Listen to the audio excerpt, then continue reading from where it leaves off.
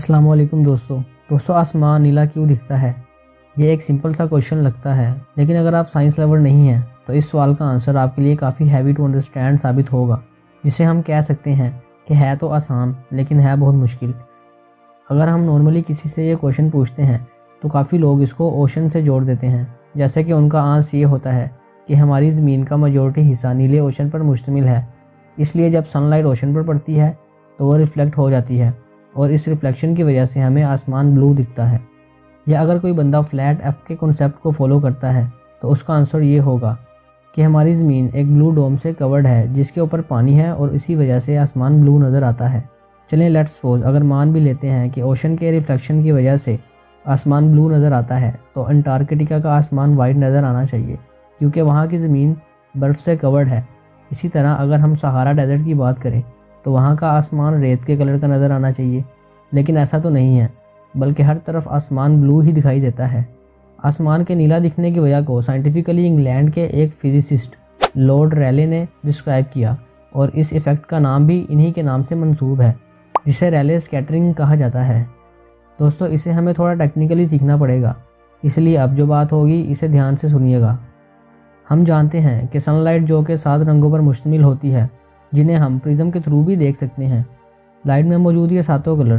Different wave length پر vibrate کرتے ہیں، یعنی ان 7 کلرز کی ویو لینتھ ہر دوسرے کلر سے مختلف ہوتی ہے، جن میں ریڈ کلر کی ویو لینتھ سب سے بڑی اور بلو اور وائلٹ کلر کی ویو لینتھ سب سے چھوٹی ہوتی ہے۔ جب سورج سے آنے والی لائٹ ہمارے زمین کے ایٹماسفیئر میں انٹر ہوتی ہے تو یہ لائٹ ہمارے ایٹماسفیئر میں موجود مختلف گیسز سے ہو کر گزرتی ہے، جن میں آکسیجن، کاربن ڈائی آکسائڈ اور نائٹروجن وغیرہ شامل ہوتی ہیں۔ ان گیسز کے درمیان سے بڑی ویو لینتھ والی لائٹس جیسے کہ ریڈ، یلو اور اورنج وغیرہ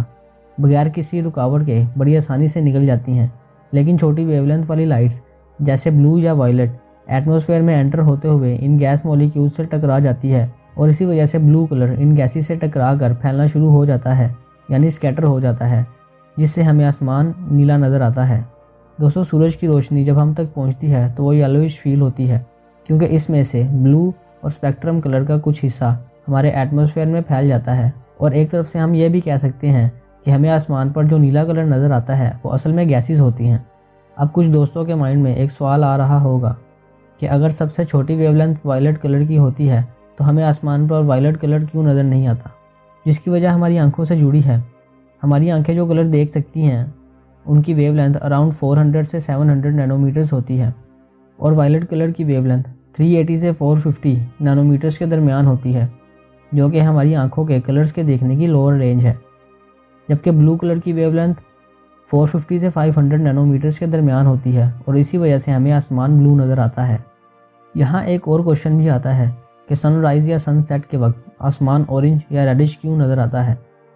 اس کا سمپل آنسر یہ ہے کہ سورج کی لائٹ سن سیٹ یا سن رائز کے وقت ایٹماسفیئر کے زیادہ حصے سے گزر کر آتی ہے، اور لائٹ کو ایٹماسفیئر کے زیادہ حصے سے گزر کر آنا پڑتا ہے، تو اس میں سے موسٹلی بلو لائٹ پھیل جاتی ہے، اور اس کے نتیجے میں سن سیٹ یا سن رائز کے وقت ہمیں آسمان اورنج یا ریڈش نظر آتا ہے۔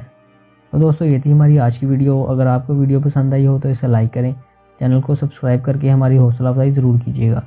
اب آپ سے ملتے ہیں ہماری اگلی ویڈیو میں، تب تک کے لیے اللہ حافظ۔